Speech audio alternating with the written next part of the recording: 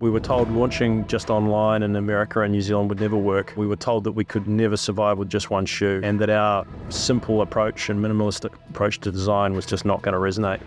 We did $1 million in the first month. In the early stages, we were laser focused. This is about our product, it's about our customer, it's about our culture. And it was really clear that we stood for something.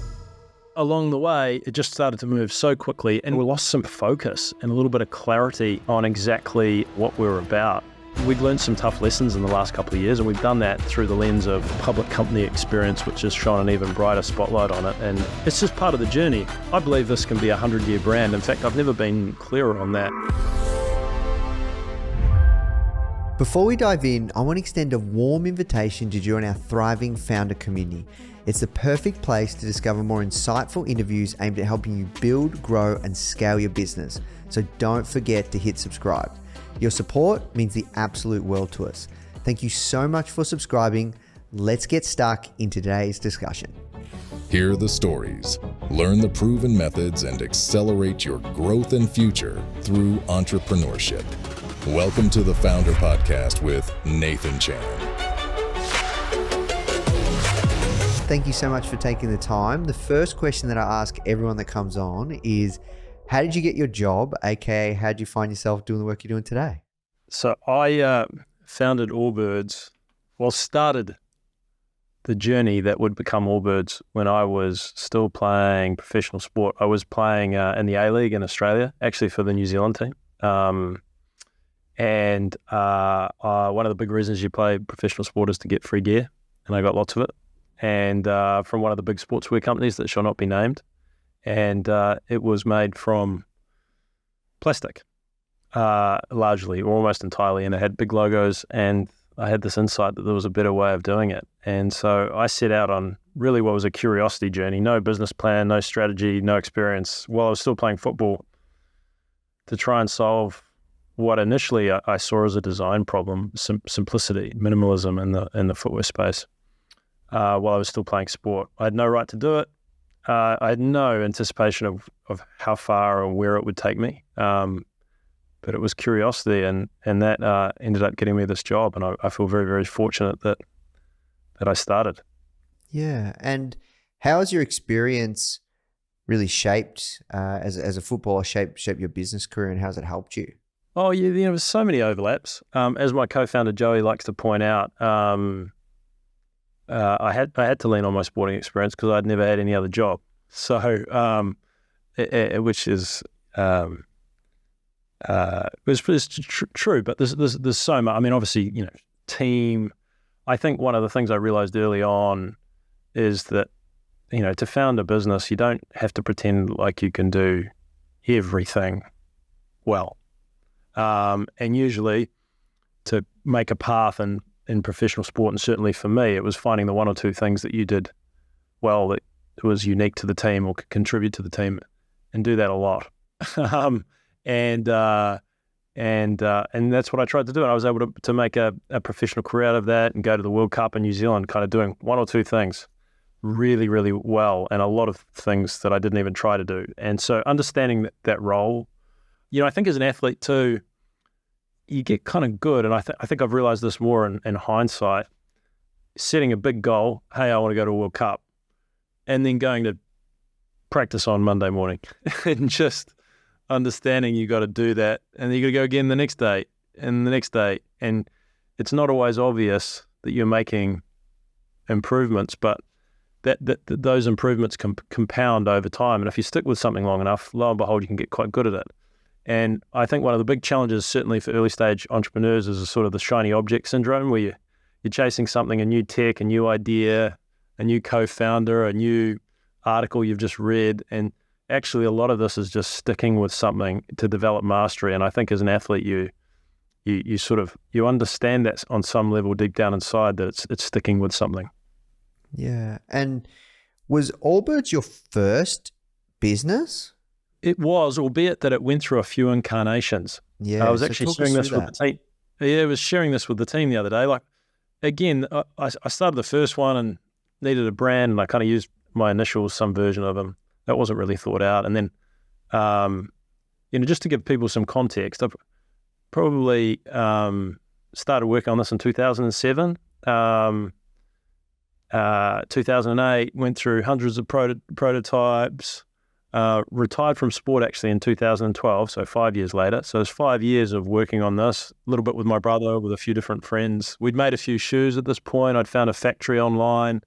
2014, I retired, went to London, went to business school, took a entrepreneurship class with a professor called Carter Cast, who told me that he'd been teaching for a long time. This is by far and away the worst business idea that he'd seen. But he encouraged me to put it on Kickstarter, the idea of a merino wool shoe, so that it could fail and I could get on with my life.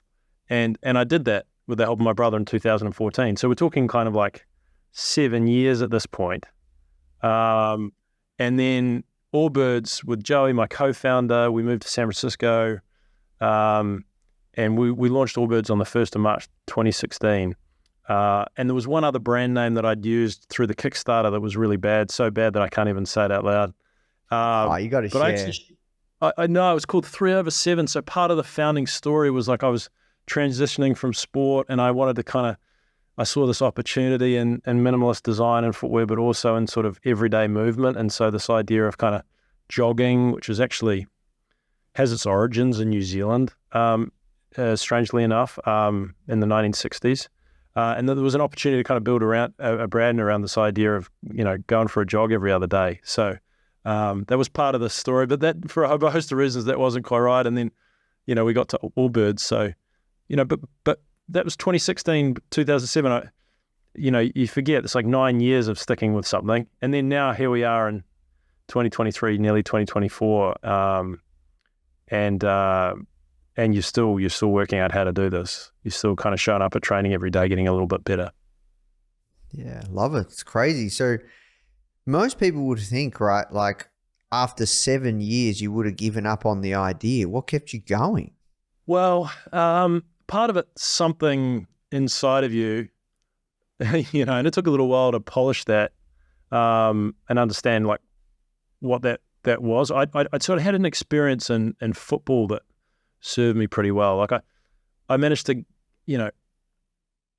get up through the grades or whatever and get to the professional level. And that was all well and good. It was really, a kind of a childhood dream. But when I experienced it, I felt like there was something missing a little bit, even though I knew how lucky I was. And then at the same time, I was fortunate, or around the same time, started to play for New Zealand and dream of going to a World Cup in 2010. That hadn't happened in 28 years. And it was the type of goal that sort of transcended me and was more for my country, obviously, but my family, community. And I was prepared to kind of do whatever it took. And so the power of a purpose, the power of a dream, transcending the challenges of the moment is not a new idea, but I felt that and lived it. And at the same time, I was playing sport. It wasn't until 2012 that I retired. And then I was a student. So I was kind of doing other things. It wasn't a full-time gig, put money on the table. So I had a little bit of time, but there was something inside of me that didn't want to give up. I had a lot of friends and family that kind of kept going, hey, there's something here, even though the world's telling you the world's kind of laughing at you a little bit. There's something here, keep going. So that support network is hugely important. And then there's along the way, I met Joey and realized that, hey, we were making shoes out of wool and natural materials, but there was something else going on, that we were in the early chapters of a transformation of our economy, of all the products and services that we use, towards a sustainable net zero impact kind of future, and that the fashion industry had been paying lip service to this transformation, and that there was an opportunity to build a different type of business with this mission in mind. And that really gave birth to AllBirds and unlocked what we founded in 2016. So the power of a few things, friends, family, that little part of you that just is counterintuitive and wants to keep going when people tell you that you can't. And then there's just the role of purpose, and that was sort of a little bit my story, I think. And 5, 6, 7 years on a side hustle, that still is like a relatively long time to go to market. Why did it take so long? Well, it didn't, in the sense that I started selling shoes, and we put some in a shoe shop in Wellington, and I had an apartment full of them. My brother helped me. So I wasn't just sort of like tinkering. Um, yeah, I really got some good advice early on that, an idea is an idea, certainly in a business context, until you have the courage to put it out in the world and have someone other than your mum pay for it. And that only when that happens do you start to learn. And so there was a number of sort of commercial moments along the way there, pop-up shops and different things we did. And then, the first shoes were really driven by the design insight, but not a material innovation. And then the idea that there was an opportunity with natural materials came a little bit later on the back of a research grant, and then was the basis of launching on Kickstarter. We had 1,000 pairs of shoes. We sold them in 4 days for $120,000, and that was real commercial traction in early 2014. And that was the basis for then, partnering with Joey and raising a couple of $1 million seed round, which really kicked us off. And not that now we sit here as a publicly listed company with 1,000 employees, and it's been a whirlwind of 7 years since we founded. So, but look, people want to believe in the overnight success. I've very rarely ever heard of one. This is about sticking with something for a long time, and so the reasons why you're doing it and the support network of people around you are hugely, hugely, hugely important. Yeah. And did you ever doubt yourself or like this morning? What do you mean?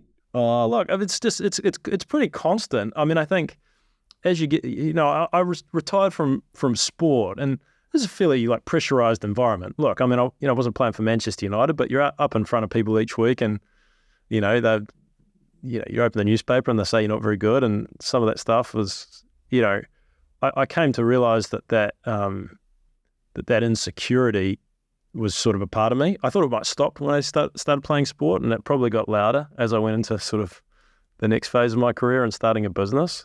And then I came to understand that, look, if I was running the corner store, the dairy on the corner, I'd have that. In some ways, I kind of needed a little bit, that you want to, that it's hardwired into you to have a little sense of doubt, and you've got to be really careful with it. It's like anything else. But it can be managed, and it can be a competitive advantage. It can be the thing that allows you to retain, humility, and to be curious, and to keep learning, and to believe you can always get a little bit better, and to think that and also to be really appreciative that you're lucky for all the opportunities, and you're not that good. And a lot of those things are kind of Kiwi values, New Zealand values. But they're also mine, and I've come to kind of, to understand that that's just a little part of me, and probably in some shape or form, just about everyone has them, and so it's all about how you use them to your advantage and manage those voices and those feelings, and some of them can be harnessed for a lot of good, I think. And so, how do you harness them? Like, could we go a bit deeper there? Yeah, look, I mean, I think I've a few different ways. I think. I feel like I'm very, very connected to where I'm from. And in my particular case, it's New Zealand, it's Wellington, my family and friends. And I'm connected to a lot of people that I grew up with, and people that I've met along the way, university, and who know me pretty well, know me before, and have journeyed and helped me as I've walked through different moments. And hopefully I've done the same in different shape or form. So that sense of where I'm from is really, really important to me, and I feel like I'm representing them, and I think it allows you to never think that you're too good, nor that you're not good at all. That it's somewhere in between, and I've had a lot of good fortune, a lot of people that have gone out of their way to support me and give me opportunities, and there's a lot of things that I've tried to do along the way to say thank you and show appreciation, and always remember that. And so, yeah, I think that mental model, I think, is quite important to me. And I look, as you have some success, I think there is a tendency to kind of, chase new friendships and new connections and lose that sense. And I've seen people do that and lose their way. And so that connection to where you come from, I mean, certainly there's a lot of lessons in Maoridom and in New Zealand Indigenous culture around that. There's actually a close friend of mine I was just with this week called Owen Eastwood, who's written a book called Belonging that I would highly recommend to anyone who's starting and building a business. And it leverages a lot of the principles of Maori community and mythology and the idea of whakapapa, which is the sense that we're all connected to the people that came before us and that will come after us in an unbreakable bond. And at any given moment, a light shines on you, and you make the most of it. But you should always stay connected and aware, and be aware of where you're from. So I think it's influenced my ability to talk about that, Owen's thinking, but I think it's always been there that, where I come from is really, really important. And it's really interesting. You talk about, overnight successes don't exist. You've never seen them. But many would look at AllBirds and the speed of growth as an overnight success in many ways. It didn't feel like that for you? Oh, yes. Look, I mean, except you've got to realize that for a long time, 2007 to 2014, there's not no one really like returning your phone calls, quote unquote. Like, no one's thinking that's particularly good. I tell you, anyone who wants to launch a business idea, try and do that in a football locker room, and try and do that with people that are getting free gear and try and charge them for it. There was a bunch of stuff, and then along the way, people coming out of the woodwork seemingly to tell me, it wasn't going to work. Particularly industry experts, people that knew footwear and knew the category, said, "Hey, this is just too hard. You should give up." But counterintuitively, those experts fuel you, and along the way, you find little nuggets and pockets of inspiration and people that cheer you on.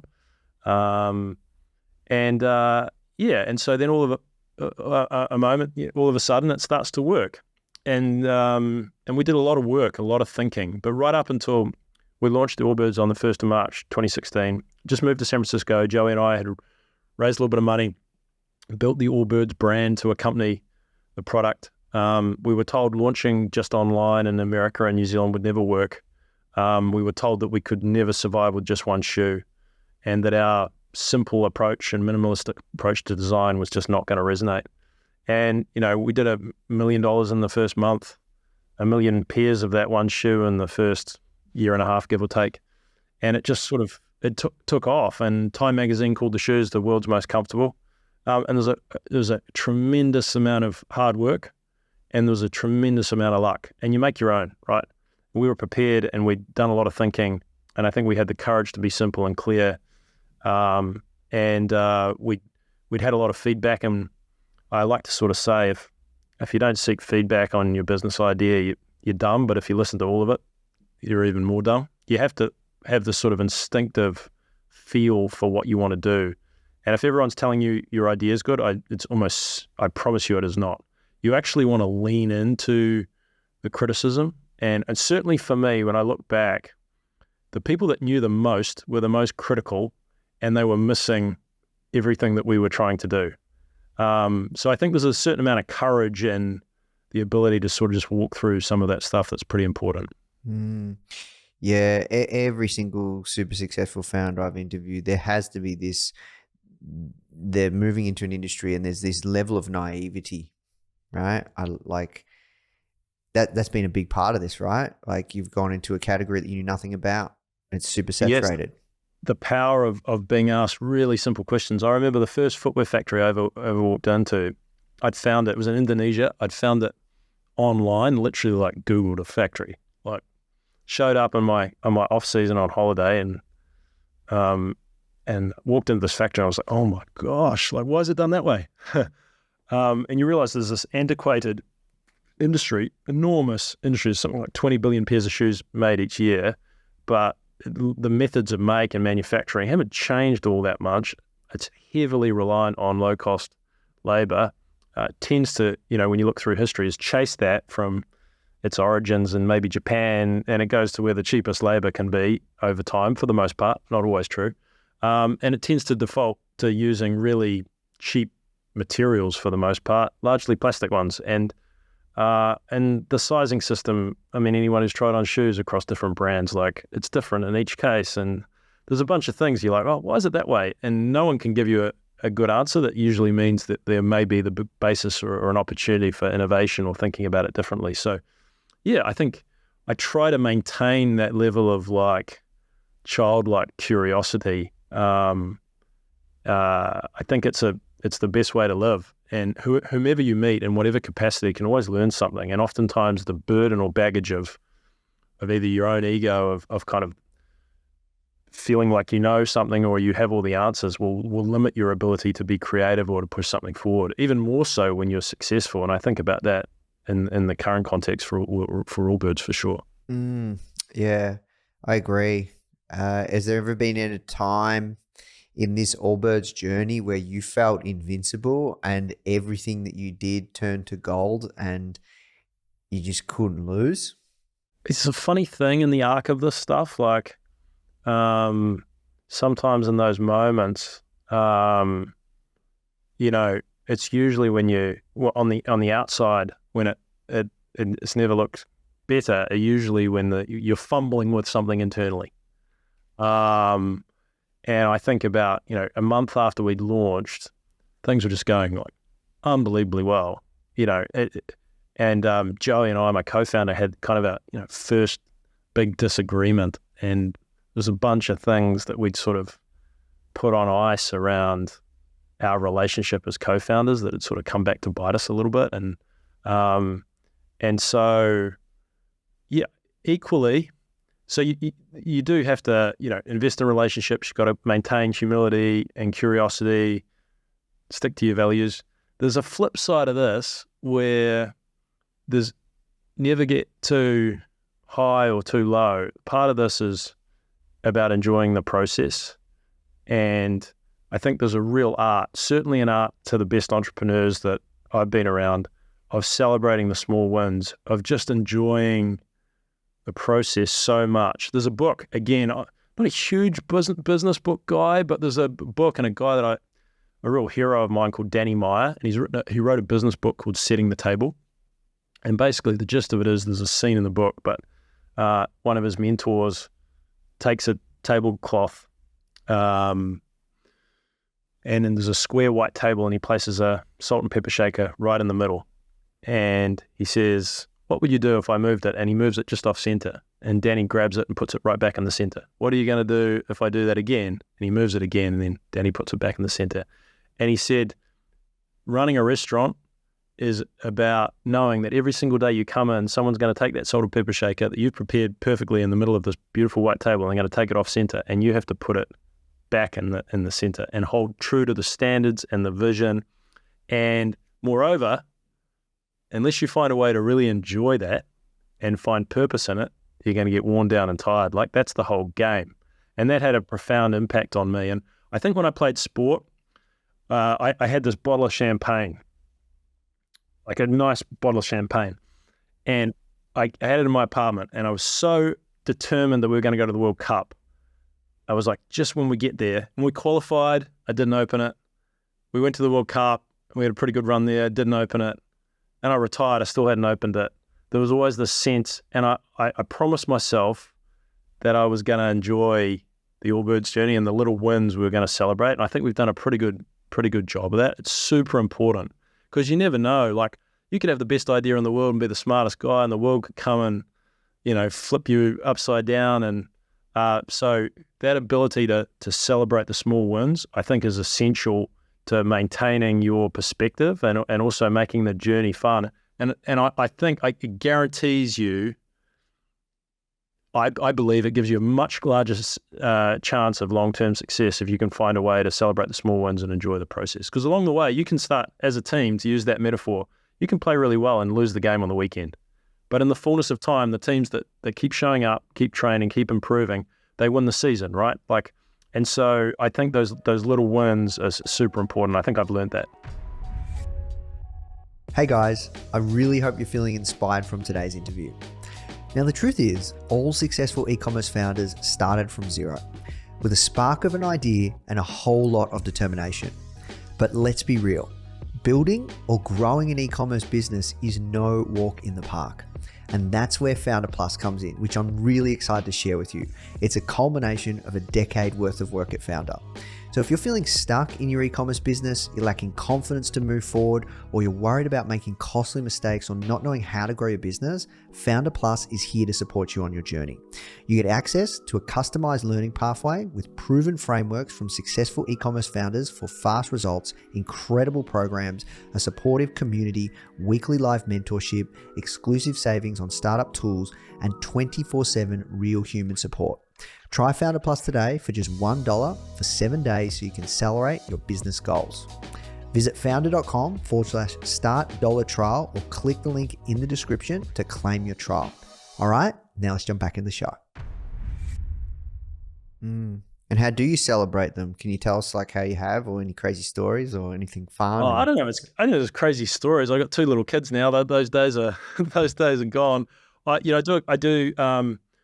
tried to devote a little bit of my time each week to helping out people. It's largely in a New Zealand context, and I've done this really from the founding of AllBirds, a little bit of time, and it's not like 2 to 4, but it's the sense of, hey, for better or worse, I've been put in a really fortuitous position here in San Francisco in this venture ecosystem, and we've raised a bit of money and we built the business and we had a little bit of success along the way. I'm going to help out. Just give a little bit of advice. I'm going to make time. Usually I end up getting more from those conversations than I do the other way around. And it's my little way, and I don't want to overplay this as some sort of altruistic act, but it's my little way of saying thank you and helping the people who the light is shining on or will shine on at some point. So that's a part of it. And that it's a practice of sort of gratitude and perspective, and it always allows me, I think, to mine my own personal story and appreciation for all the luck that I've had along the way. I carry with me, and have done since I was a design student at university on a soccer scholarship, little journals that scraps, ideas, thoughts are full of largely mediocre ideas, but that ability to, certainly for me, I've come to understand that the act of creativity and of considering myself a creative and observing and writing things down is a part of maintaining that sense of possibility and always believing that there's something else you can do. So those journals are sort of something like pretty important to me. And then, once a year I do a trip with 3 of my college friends, and I'm back to New Zealand, regularly, and those connections to the people in my story who have helped me to make sure that I'm there for them are super important. And without even going to family, which is obviously right at the top of the tree. So those types of things, I think I've learned to be a little bit more conscious in my allocation of energy and time towards those things, and they help you a lot. Yeah, no, I really respect that. It's really grounding to hear. So let's talk about some modern challenges. You told the Wall Street Journal this past year, as you've tried to expand and grow the brand, you created products that haven't quite met the mark. What could you share with our audience when it comes to creating products that do hit the mark or don't hit the mark in their early stage journey? What lessons? What have you learnt from those misses? Yeah, I think it's so much about a couple of things. Like, first of all, perspective. I saw this wonderful interview from Rafael Nadal, the tennis player, and he said he just lost a game, like some sort of final, and he said, "Oh, the reason I play tennis is I want to feel all the emotions. That's why I play sport." And I was like, "Oh shit, that's awesome." It's like you actually, the reason why you're entrepreneurial is that exposes you to a sense of challenge and that pressure I certainly knew as an athlete, and I've come to understand as a sort of a creative founder, entrepreneur, whatever label you want to use, is a little bit of a privilege, right? Really is a privilege. And if you're lucky, you get to have people come and join your team, and you get to establish a culture, and all of that stuff is just real privilege, and you got to kind of keep that in perspective. So perspective is super important. But to answer your question, in the early stages, we were laser focused, and we sort of said no to 99 things that we said yes to, and whether that be meeting with with investors, or we were like, this is about our product, it's about our customer, it's about our culture. And, along the way, it just started to move so quickly. And we had some mitigating factors. COVID hired, at one point, half our workforce through that period. We went from this incredible in-office culture to sort of a hybrid, all those things you probably know, you talk to the people about. And then equally, we lost some focus and a little bit of clarity on exactly, what we're about. And it slips away. And when it goes, you can you can start to move a little. This is not a new story, right? Like, or a new idea. You can make some things and take some shortcuts and do some stuff that in the fullness of time. So much like Danny Meyer and setting the table example, you have to show up every day and be really, really clear on what those standards are. And it can be tricky. And we've learned some tough lessons in the last couple of years, and we've done that through the lens of public company experience, which has shone an even brighter spotlight on it. And I don't think it was exactly that Wall Street Journal article though, but I posted one of the negative articles that came. I put it up on LinkedIn because I was like, I only ever put good news up on here, but I'm going to put one of the bad ones. And it was actually like I didn't expect it. Like a lot of people wanted to talk about that. It's just part of the journey, it ebbs and flows. And if I believe this can be a 100-year brand. In fact, I've never been clearer on that. Maybe even in this last week, we've had a great week with a few different things about the potential for that. And this won't be the last time, we don't put the salt shaker exactly back in the center of the table. And we're going to have to reset, refocus, go back to your values, own the criticism that comes your way, and, and go again. And that's what we're in the process of doing. Not always fun, but, as is always the case, you learn a lot. And over the past, I'd say 12, 24 months, it's been difficult for direct-to-consumer brands. It's been challenging, right? Like, I think everyone thought that the COVID boom was going to continue and everyone hired and scaled up and planned accordingly. I'm curious to hear just from your view of the world, what changes have you made? How are you thinking about things to ensure long-term sustainability of the brand? What is a direct-to-consumer brand? Is that like a real thing, do you think? Or is that just like a label that like the media has sort of used to group together a bunch of like companies? Who's really started with that as part of their identity? I know we didn't. We started with a focus and deep purpose on the idea of making better things in a better way to support what we believed was going to be a sustainable revolution. And we were going to make the world's most comfortable shoes leveraging merino wool, and we used the channel to start and grow that business, even though we knew 85% of the product, give or take, was sold offline in our category. So there was never the sense that was part of our identity, and yet we've been lumped. We wanted to build a brand, and it was a creative act that we believed and still believe is full of commercial potential. But who else is directed? Well, like, what actually does that even mean? I think we make things and then we use channels to sell them, and the popularity of those channels will ebb and flow as the world ebbs and flows. And so I'm yet to kind of truly understand what a direct-to-consumer business actually is. And that being said, hey, COVID has shifted things around. You got to be nimble, and you got to change. But I heard this the other day from the new CEO at Gap, at a thing I went to in London called Richard Dickinson. He was super impressive. And he said, your purpose is immortal. That's the thing. And he was talking about the transformation of Gap, and he showed a photo of the first store. And, your business is not founded for a channel. It's founded for a reason and a problem that you want to solve. And so, focus on that and focus on delivering value to all the things we know. So I just kind of challenge the framework a little bit. I think it's a bit of a crutch in the media, and it's a little bit meaningless. Yeah, that's fair. I appreciate that perspective.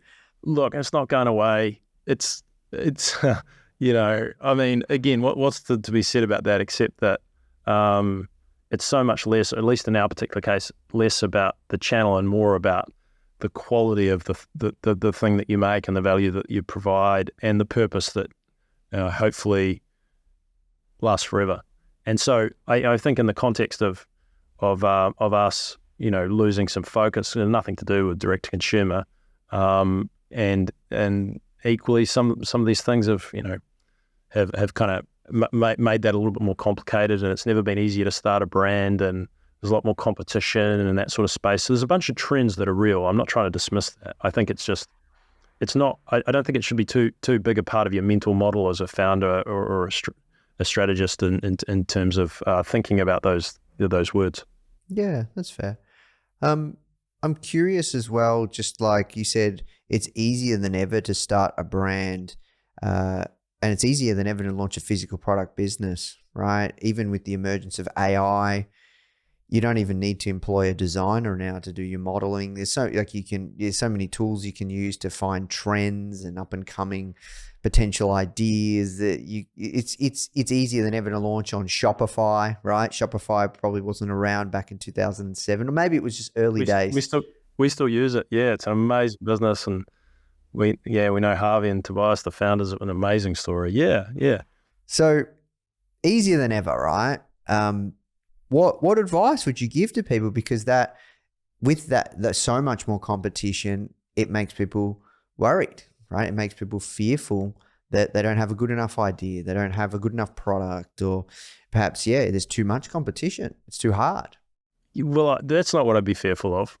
I think I'd be fearful of the idea that I had something in my mind and didn't quite have the courage to put it out in the world and see if it worked. I mean, again, we're we're cultivating some sort of cliched territory here, but it's true. I think, just this idea, the act of starting, and then you'll find, and a lot of people will find, this is pretty hard, I don't want to do it, but at least they gave it a crack. And so, I think that would be my advice, would be we start. And then obviously, we talked about it, connect it to something that matters. There's, the beauties of, there's a lot of challenges with founding a business, but one of the beautiful things is you get to choose a problem, go after a problem worth solving. And there's a lot of them in the world at the moment, trust me. And so I don't think that it gets better than that if you can find a job where what you're doing, matters to you. And then equally, again, the best bit of founding a business is you get to hire people that you really want to work with, and it's overlooked. It's super hard. It comes with challenges, a lot of responsibilities, but it's great. And I just sort of there's lots of conversation. I have a lot of conversations with people about kind of work-life balance, particularly as a parent, and it's real. It's definitely real. But the inherent assumption in that question or that discussion is that like work is bad and life is good.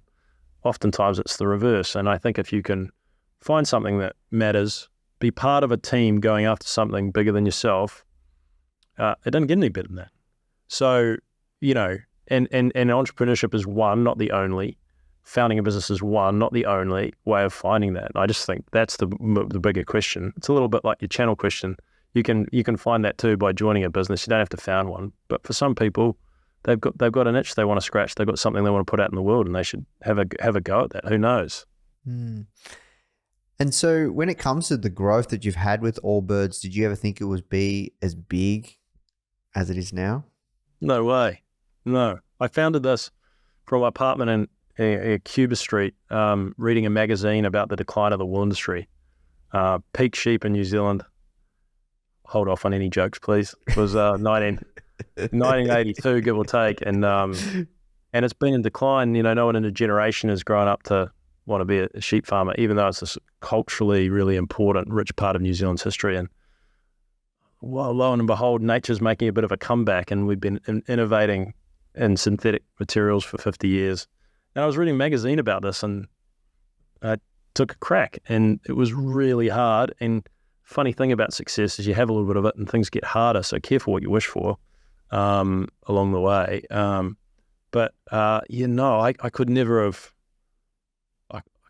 have imagined. I mean, there's no way, but it's funny, you take a few steps and then you sort of reset. You have to, you keep resetting, what you believe can be possible for yourself, and it's part of the fun. And that's part of the journey. And so, like I said, it's not for everyone, but I think, given the opportunity, big things can come if you can connect a few dots there for yourself. Is it ever enough? Oh yeah, I think that's it. Of course it is. Yeah. And so, well, what is enough? I mean, at the end of the day, you hold the pen. Whether you're starting out or you've got 1,000 employees or 100,000 employees, you hold the pen, right? And it's about your values and the story that you want to write. You have the control of that pen more than you think, is my experience. And so, at least for me, enough is not exactly how I think about it. It's about enjoyment. It's about the people. It's about the creative act. It's about purpose.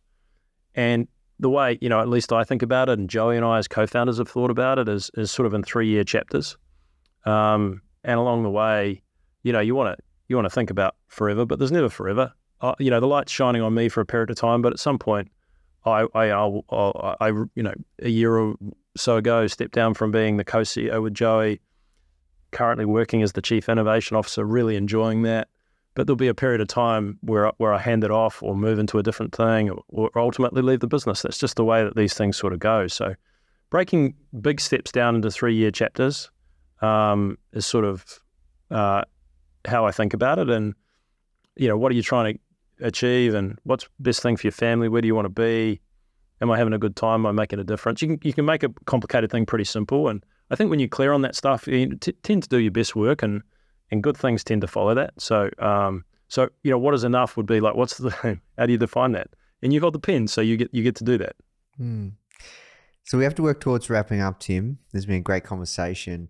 A couple of last questions, then I want to move to the hot seat round. Just around managing the growth, right? Businesses are built by people. You've clearly got an incredible co-founder. You've got that right. That was the core. But then you've obviously built a fantastic leadership team, and the growth of the business, the people have come and gone. How did you manage that surge in such rapid growth and work that out? Because this is where a lot of businesses fail. Oh, yeah, look, I mean, I think culture is one of those words that we use all the time. And I think we've even been guilty of it at AllBirds. Hey, our people matter, culture really matters. But if you ask people, what does that mean? I would encourage people to do it. The answers are all over the place. It's quite a complicated thing. And I think what I've understood is through kind of the first 100 people, or, certainly the first few, you model a lot of that. Particularly when you're all together, the culture piece is super important, really, really critical. And quite frankly, for me at least, coming out of sport was one of the two things that I felt like I could be good at and contribute. I really enjoyed it. And Joe was a big part of this too. And we did 3 things early on. We defined a mission statement, should be eternal, last forever. We defined values, 3. We recently added a 4th. Ideally, everything's in 3s. I think it's just better that way. And then we wrote a 10-year vision statement, literally a narrative story that we wrote with 6 employees at the beginning. And it was 10 years in the future. And we did this literally in an afternoon. And subsequently, we shared that with everyone that interviewed with us. And it was super powerful. And it was really clear, beyond making a product and selling it, that we stood for something and we attracted extraordinary talent. And then along the way, I think one of our reflections is we left that on the shelf a little bit. Not to say that we stopped caring about it. One, I don't think we truly understand, we were able to kind of, every year, certainly in a consumer business, you make a holiday campaign, right? You make a bit of creative and it goes out into the world and you think a lot about it. But how often do we do that as founders? Do we refresh our storytelling around our people, around our values, around our vision? And we did it for a long time. And I think the people that came in early really understood it, and the people that came later didn't as much. And then equally, you've got to understand that your culture is super connected to, and this was the best definition of culture I got, culture is, and this is from an ex-military guy who worked for us, culture is how decisions get made and how they get communicated. That is culture. It's born from an understanding of your role within the larger team and the expectations of what you should be doing. And so an understanding that culture, a lot of people want to go to the emotional side of it around belonging and connection, but it's very inextricably linked to strategy and execution and clarity of roles and responsibilities. And those two things are really entwined. So I think we've learned some like deep lessons there. I know that, look, I got a lot to say on this stuff, but I think the culture piece is a fascinating area. And I think one that, you know, I think any founder should be doing a lot of thinking about it. Yeah, I agree 100%. All right, we're going to move to the hot seat. We have to work towards wrapping up. Go. First question, what keeps you grounded? Family and friends. What legacy do you want to leave in business? I hope that I stayed humble and curious, didn't forget where I came from, and I went after something very serious and was very deeply connected to our purpose, but never lost my sense of humor. What daily habit makes you a better founder? Well, it's not quite daily. It's usually every other day, but running and a little bit of exercise, it resets my hard drive and makes me forget whatever I was worried about. Super important. If you could have dinner with any entrepreneur, dead or alive, who would it be and why? He's not an entrepreneur, but I love Roy Keane. He was so I'll sneak that one in. But I saw him speak once, Satya Nadella, the Microsoft CEO. I know, big corporate CEO, maybe not quite entrepreneurial, but for that guy, there's something about him. He was so impressive and spiritual and everything you would not expect. I would be studying him if I were you, and I think he's interesting. Awesome. Last question. What are you excited for next?